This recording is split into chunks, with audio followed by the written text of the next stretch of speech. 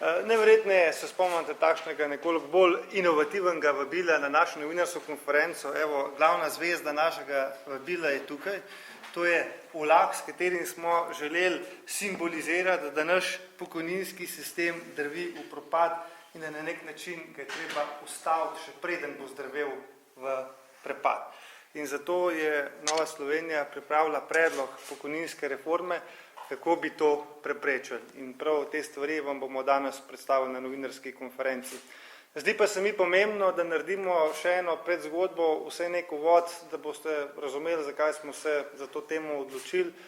Vsakdo nam pravi, pokojninska reforma je težka tema, je nepriljubljena tema, ampak se nam zdi pomembno, da se jo kot politiki lotevamo in poskušamo nekaj na tej stvari postoriti. Na kongresu novembra leta 2016 smo sprejeli posebno resolucijo, kjer smo se zavzeli, da si želimo normalne Slovenije in da to dejansko dobimo, potrebujemo močno gospodarstvo, varno državo v najširšem smislu, tudi v socialnem, zdravstvenem, pokojninskem, ne zgolj v fizični varnosti in nenazadnje potrebujemo tudi pravično domovino, kjer bodo veljala pravila za vse enako.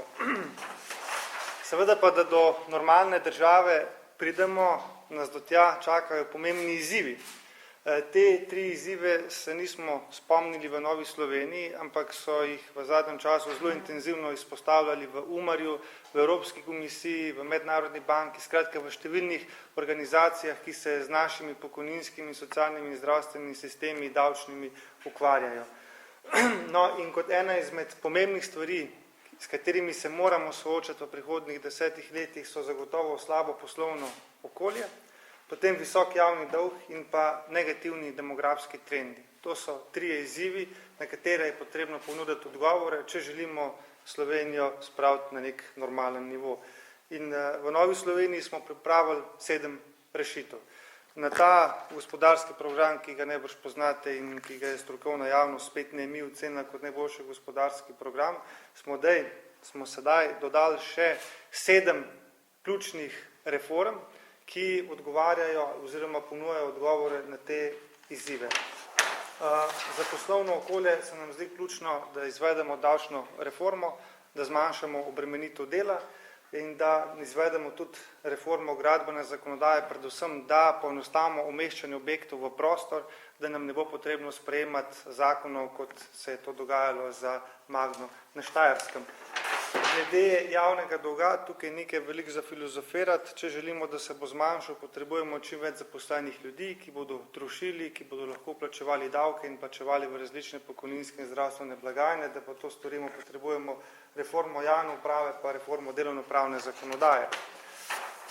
Glede demografskih kazalcev so tudi stvari nevzpodbudne in da stvari izboljšamo na tem področju, predlagamo 3 reforme, reformo družinske politike, zdravstveno reformo in pa pokojninsko reformo. In tukaj smo danes. Mi z našo pokojninsko reformo predlagamo, da bi upokojenci končno dobili dostojne pokojnine, da bi vsak slovenski upokojenec imel 617 evrov, kar država opredeljuje kot prag revščine. Mi s to pokojninsko reformo ne spreminjamo sedanjih pogojev za upokojitev. Še vedno zahtevamo ali pa se zahteva v našem predlogu 40 let pokojninske dobe in pa 65 let starosti. Zdi pa se nam zelo pomembno, ker sem dejal v uvodu, da je v pokojninski reformi neprijetno govoriti, komu je v interesu ta pokojninska reforma. In to je zagotovo sedanjim upokojencem, ker če bo še naprej obveljal sedanji pokojninski sistem, bodo pokojnine realno padale. Potem v interesu je tudi tistih, ki so tik pred upokojitvijo manj kot 5 let, da si bodo lahko dobili dostojne penzije. In nenazadnje naš predlog je tudi bo v interesu mladih, ker predvsem ponuja sistem, v katerega lahko verjamemo, ker problem mlade generacije danes je, da enostavno ne verjame več v ta pokojninski sistem. Seveda, kako se vprašate, kako vse to postoriti, jasno je, da v okviru sedanjega pokojninskega sistema je to nemogoče. Ker sedanji pokojninski sistem je izjemno odvisen od razmerja upokojenci zaposleni. Dokler je bilo v 80. in v 90. letih razmerje 3 zaposleni na enega upokojenca, je to delovalo. Danes je to razmerje 1 proti 1,37, oziroma če povem v konkretnih številkah, danes za 100 upokojencev dela 137 zaposlenih. V preteklosti je za 100 upokojencev delalo 300 zaposlenih. In logično je, da takšen sistem, kot ga imamo danes, s pretočnim pokojninskim stebrom, ne more funkcionirati in je na dolgi rok nevzdržen. Še konkretna številka za upokojenca, ki prejema 600 evrov pokojnine, morajo danes delati 3 zaposleni oziroma 3 delavci z minimalno plačo. To so ta razmerja. In jasno je, da je sedanji pokojninski sistem nevzdržen, ker je potrebno recimo za leto 2017 več kot milijardo evrov narediti transfera iz državnega proračuna v pokojninsko blagajno. Tako da tisti, ki danes govorijo, da je naš pokojninski sistem vzdržen, pač ne govorijo resnice. In zato sem rekel, da predlagamo popolnoma nov koncept. In kakšen je ta nov koncept? Mi smo ga poimenovali tristebrni pokojninski sistem. Bom rekel zelo pošteno, ni tukaj kaj za odkrivati tople vode, mi smo se zgledovali po skandinavskih državah, a ja, da ne pozabim. Vse te stvari bodo tudi danes sprejeli kot gradivo, na 15 straneh smo vse zelo jasno popisali, nič kaj veliko dogovezali s tekstom, ampak zelo jasno v točkah in tudi dodali zraven izračune za konkretne plače, kakšna posamezna stvar tudi konkretno pomeni. Tako da to boste lahko potem si v miru pogledali, zdaj pa samo bistvene elemente iz tega našega predloga pokojninske reforme predstavljam. Torej, če sem rekel, imamo zdaj v sedanjem slovenskem sistemu imamo prvi steber in imamo tretji steber. Prvi steber je pretočni steber, kar pomeni, da tisto, kar mi pri plačah plačamo za pokojnine, gre še isti mesec za upokojence, za njihove pokojnine. Zato je pomembno tako razmerje. In imamo tretji steber, ker imamo že danes določene institucije, ki ponujajo različne oblike pokojninskega varčevanja. Ta prvi steber je seveda že danes obvezen, tretji steber je v Sloveniji neobvezen. Zdaj pa mi uvajamo drugi pokojninski steber. Prvi pokojninski, no še to moram tukaj reči, to je vedno ena stvar, ker se zelo velikokrat na terenu srečujem, ko mi včasih kakšni upokojenci postavijo vprašanje, kje je moj denar, ki sem ga 40 let plačeval za pokojnino, in enostavno, pošteno povedano, tega denarja ni, ker se ni nikamor nalagal, ampak je šel vsak mesec za pokojnine. In zato pravim, da je ta pretočni pokojninski steber, ker zadeve tečejo skozi. No in mi zdaj v našem predlogu reforme uvajamo drugi pokojninski steber, ker bi zadeve izgledalo zdaj tako. Prvi steber in drugi steber bi bila obvezna. Tretji steber bi bil prostovoljni. V prvi steber bi vsi vplačevali enak nominalni znesek, to je 150 evrov. In teh 150 evrov bi se skozi leta usklajevali z inflacijo. Torej, da danes je 150 evrov nekaj drugega, kot bo čez 20-30 let. Ampak šlo bo za vplačila v višini zdajšnji 150 evrov, govorim za nominalni znesek. V drugi steber bo šlo za vplačile v višini 6% vaše bruto plače. In tretji steber bo popolnoma prostovoljen, če boste kaj želeli, boste, če boste imeli možnosti, boste, če ne. Skratka, v prvi in drugi steber bodo vplačila obvezna. Razlika bo pa v tem, da prvi bo še naprej pretočen, se pravi, vse bo šlo še isti mesec naprej za pokojnine. V drugem stebru se bo pa denar nalagal in plemenitil. In to je tista bistvena dodana vrednost, ki jo naš predlog pokojninske reforme uvaja. Jaz sem vam tukaj na koncu čisto na kratko napisal še, kaj konkretno zdaj pomeni to za nekoga, ki ima minimalno plačo in za nekoga, ki ima plačo bruto 2000 evrov. Seveda vse te stvari so tudi v gradivu, ki ga boste dobili. Skratka, v prvi steber oba dva plačata 77.400 evrov. To, če pomnožite 40 let, krat 150 evrov, 12 mesecev dobite ta znesek. V drugi steber sta oba dva plačevala 6% bruto plače in z minimalno plačo v 40 letih vplačal 24.900 pa še nekaj evrov, ta z nekoliko večjo plačo pa 61.900 evrov.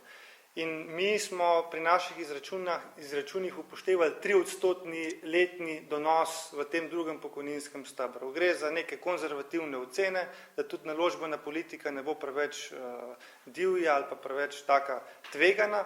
In s temi 3% letnega donosa se potem nabere v 40 letih pri temu z minimalno plačo 51 tisoč, pri temu z 2000 evri pa 126 tisoč. Če sem še nekoliko bolj nazoren, ne? Se pravi, še enkrat, prvi steber, pa sem zdaj izpostavil samo primer nekoga, ki dobiva malenkost večjo neto plačo, kot je povprečna slovenska plača, da je neto plača 1285 evrov, torej v prvi steber bo vplačal 77 400 evrov, v drugi steber bo vplačal 126 790 evrov. V tretji steber sem pustil, ker je stvar vsakega posameznika, koliko bo, in ko se bo upokojil, bo on imel na računu, na ta znesek iz drugega stebra zagotovo na računu, ta pa se mu bo upošteval, ker ga je v 40 letih plačal, 204 000 evrov na razpolago. Če to vi razdelite na penzijo 617 evrov, to pomeni, da bo do 92. leta ta posameznik lahko dobival penzijo 617 evrov. Do 92. leta je ta sistem vzdržen.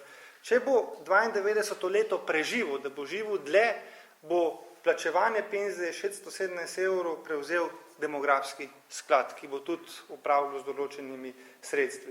In zdaj ena pomembna stvar. Ne? Prvi steber bo ostal takšen, kakršen je, se pravi pretočen. Tisto, kar vplačaš, pač daš in tudi, če zelo hitro umreš, pač takšno je življenje. Drugi steber, ki je pa naložbeni, tisti denar je pa vaš. To pomeni, da če vi do konca svojega življenja ne boste vsega denarja iz tega drugega stebra počrpali, ga bodo lahko dvignili oziroma vzeli vaši zakoniti dediči. In tudi pri drugem pokojninskem stebru boste lahko si že na prvi dan vaše pokojnine v celoti ta denar vzeli ven, če ga boste potrebovali, oziroma dinamiko izplačil boste lahko določili sami. Zdaj pa, kaj konkretno to pomeni, da nekdo, ki se bo upokojil, pa bo rekel, jaz bom na prvi dan pokojnine ves denar vzel iz drugega stebra ven, to pomeni, da bo do 92. leta dobival samo pokojnino iz prvega pokojninskega stebra. To je 234 evrov. In to bo dobil do 92. leta, ker je že na prvi dan vseh 126 000 evrov vzel ven na prvi dan pokojnine. Od 92. leta naprej pa spet dobiva z demografskega sklada to razliko med 234 do 617 evrov.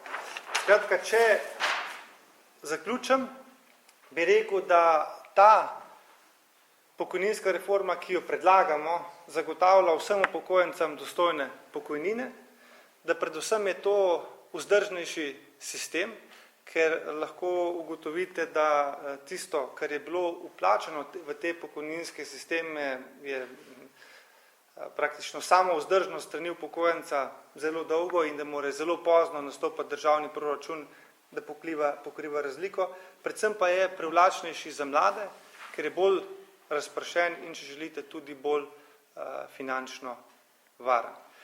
Predvsem pa se mi zdi poslanstvo ali pa ključna zadeva te naše pokojninske reforme ta, da smo želeli zmanjšati odvisnost penzijskega sistema od razmerja zaposleni upokojenci. Demografski kazalci niso rožnati, tudi če bi se danes zgodil velik baby boom, da bi se rodilo ogromno otrok, bi se posledice poznale šele čez 20-30 let. V prihodnjih 10 letih se bo upokojevala baby boom generacija, kar pomeni, da bomo po nekaterih izračunih dobili v prihodnjih 10 letih 100 000 novih upokojencev. In tudi z strokovnjaki, s katerimi sem govoril, priznavajo, da sedanji sistem, kjer vse temelji na prvem stebru, je na dolgi rok pač nevzdržen, še posebej je pa ta sistem nevzdržen pri naših demografskih kazalcih. In če želimo narediti pokojninski sistem vzdržen, potem je treba razmišljati izven obstoječe škatle naborov, orodij, ki jih imamo. In to smo tudi v Novi Sloveniji postorili.